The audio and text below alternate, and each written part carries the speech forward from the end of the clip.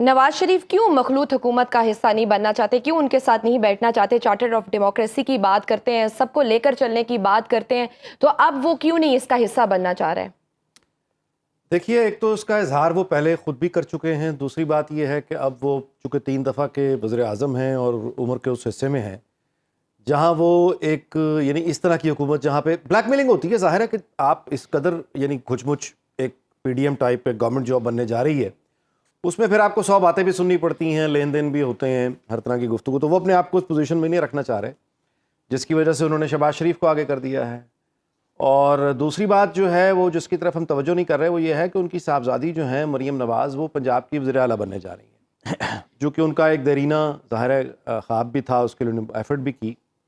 مریم نواز کو یہ پہلی مرتبہ جو یہ ایک خاتون وزیر اعلیٰ بنیں گی، ان کے سامنے بھی چیلنجز بہت بڑے ہوں گے. ان کو ایک تو یہ کہ ان کو اس سے پہلے یعنی کوئی تجربہ نہیں ہے وزارت وغیرہ چلانے کا، تو ان کے لیے یہ ایک چیلنج ہوگا جو کہ یقیناً وہ بہت اچھا اس کو میٹ کریں گی. لیکن نواز شریف جو ہیں ان کی ساری کوشش یہ ہوگی کہ وہ ایک تو مریم نواز کی حکومت کی، پنجاب حکومت کی چوکیداری کریں گے کہ ان کے خلاف ود ان دا پارٹی یا کہیں اور سے کوئی سازش نہ ہو، وہ بیٹھ کے اس کو ناکام بنائیں گے. وہ مریم نواز کی رہنمائی کریں گے، اپنی بیسٹ ٹیم ان کو دیں گے، اور مرکز اور اس کے یعنی ایک تو ان کا یہ، اور دوسرا یہ ایک بات ذہن میں رکھیے گا، یہ مجھے نہیں معلوم نہیں ہے ایسا کیوں ہے، کیونکہ ان کے چاہنے والے بھی، ان کا سپورٹ بیس بھی اور ان کے مخالف بھی، دونوں طرح کے لوگ وہ یہ سمجھے بیٹھے ہیں کہ نواز شریف نے شاید کچھ یعنی وہ ریٹائرمنٹ ہو گئی ہے یا وہ جا چکے ہیں کہیں. وہ کہیں نہیں گئے، وہ وقتی طور پر انہوں نے ایک پوزیشن ایسی اپنے لیے انتخاب کی ہے جس میں وہ بہت زیادہ کمفرٹیبل ہیں. لیکن وہ اس لیے کہہ رہے ہیں نا کہ انہوں نے پوری اپنی کیمپین میں ایک نعرہ لگایا کہ پاکستان کو نواز دو.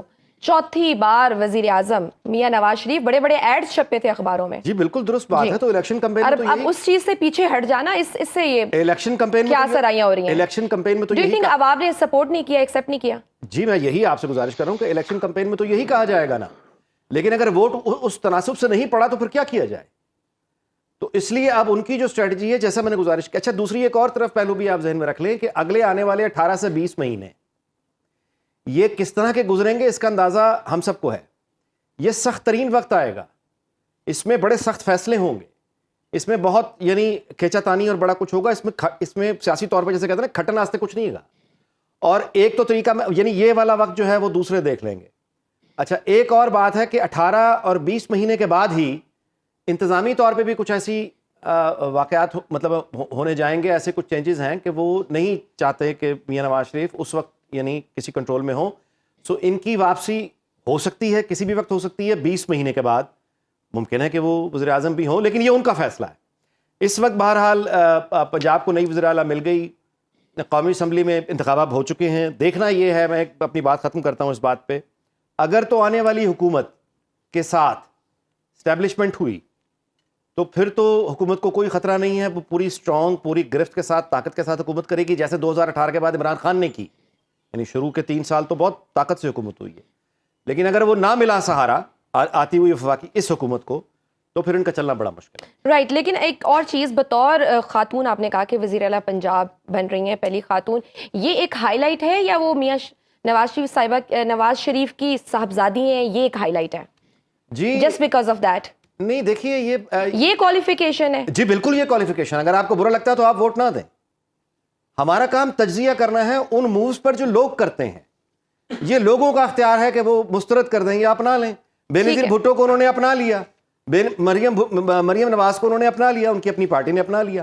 لوگ جس دن انکار کر دیں گے ہمارا اعتراض ختم ہو جائے گا. جیسے یہ ریکنسلیشن کی جو بات ہو رہی ہے، یہ کیا ہو سکتی ہے پی ٹی آئی کے ساتھ؟ پیپلز پارٹی نے کہا ہے، اور کیا نون لیگ بھی چاہتی ہے؟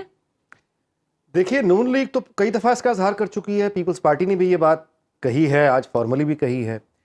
لیکن دوسری طرف ہمیں غور کرنا چاہیے، جیسے مثال کے طور پہ لیکن مریم نواز صاحبہ تو کہتی ہے نا یہ تو سیاسی جماعت ہی نہیں ہے، یہ تو دہشت گرد جماعت ہے اور ہم ان سے نہیں کریں گے کنسائن. میں آپ سے گزارش کر رہا ہوں کہ جیسے تھوڑی دیر پہلے آپ نے موروثیت کی بات کی نا، ہاں جی، تو یہ جو ایک مقدمہ ہے موروثیت کا، اس کے مقابلے میں پھر تبدیلی آنی چاہیے نا. جی. اچھا، وہ تبدیلی اگر عثمان بزدار ہوگا یا علی امین گنڈا پور ہوگا تو وہ تبدیلی کرنے والے جو ہیں ان کا اپنا مقدمہ ان مثالوں سے کمزور پڑ جاتا ہے کہ پھر اگلا کہتا ہے موروثیت ہی بہتر ہے اس سے. پہلی بات تو یہ ہے. دوسری بات یہ کہ علی امین گنڈا پور کو یعنی وزیر اعلیٰ سرحد نامزد کرنے کا اس وقت، یعنی مجھے ضرورت نہیں ہے کہ میں ان کے بارے میں، ان کی شخصیت کے بارے میں یا ان کے الفاظ کے بارے میں یا ان کی اپروچ کے بارے میں یا شعوری سطح کے بارے میں کوئی گفتگو کروں، تمام لوگ جانتے ہیں. لیکن ظاہر ہے کہ پی ٹی آئی کا المیہ بھی یہ ہے کہ چونکہ وہاں بھی ایک لارجر دین لائف ایک لیڈر ہے، وہ جو کہہ دے بس کہہ دے، اس کی اختلاف کرنے کی جرت کوئی کر نہیں سکتا.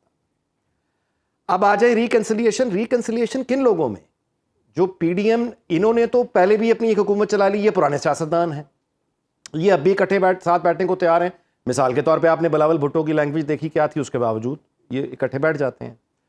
P T I on the other hand وہ ایک ڈفرینٹ معاملہ ہے. وہاں پہ تو اب مصالحت کس بات پہ ہو، پھر یہ کہ مصالحت اگر ہو تو سب سے پہلے جو معاملہ ہوتا ہے وہ ہے کہ ٹرسٹ، ان پہ ٹرسٹ کوئی کرتا نہیں ہے.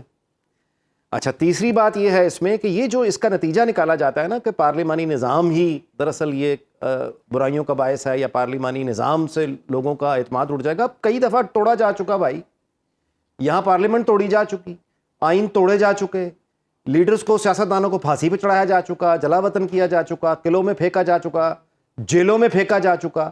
سیاستدان ہی کیا اس، یعنی اپنے ضمیر سے یہ سوال کر لیں کہ کیا ساری کی ساری برائیاں سیاستدانوں پر ہی ڈالنی ہیں؟ یہ بات زیب دیتی ہے کہتے ہوئے، ایک سنجیدہ آدمی اگر یہ بات کہے تو گزارش یہ ہے کہ جہاں جو رکاوٹ ڈالی جاتی ہے، جہاں پرابلم ہے، اس پرابلم کو یعنی اکٹھے سیاستدان بیٹھ کے آپس میں کیا کر لیں گے، ان کے پاس ہے کیا، جن کو بٹھانا ہے ساتھ ان کو بٹھا کر کچھ طے کر سکتے ہیں تو کر لیں. ورنہ یہ بات درست ہے جو مولانا فضل الرحمان نے بھی کہی، اور ایک اور بڑا اسٹرانگ نقطہ نظر ہے، اور وہ یہ ہے کہ پھر یہ سب کچھ چھوڑ کے آگے واپس آ جائیں اور ٹھیک ہے کہیں کہ آپ چلا لیں. رائٹ. ابو ذر صاحب آپ کی طرف آنا چاہوں گی. دو سوال ہیں، ایک تو یہ کہ کیا پی ٹی آئی ریکنسیلیشن کے لیے تیار ہے، اور دوسرا جی کامنٹ کرنا. جی رانا صاحب میں یہ نہیں کہہ رہا کہ پارلیمانی نظام جو ہے وہ غلط ہے، میں یہ نہیں کہہ رہا، پلیز ٹرائی ٹو انڈرسٹینڈ. میں نے آپ کا نام لے کے یہ بات کی، میں نے یہ کہا کہ رانا مبشر صاحب نے یہ کہا ہے. آپ کہہ رہے ہیں کہ پارلیمانی نظام کے بارے میں جو لوگ بات کر رہے ہیں کہ فیل ہو جائے گا، آپ نے یہ کیوں تصور کیا کہ جو لوگ میں آپ ہیں؟ میں نے تو آپ کا نام نہیں لیا رانا صاحب. میں نے اگر آپ کا نام، میں آپ کا نام لے کر کہوں گا کہ جیسے ابھی رانا صاحب نے کہا، میں ایک نقطہ نظر کی بات کر رہا ہوں.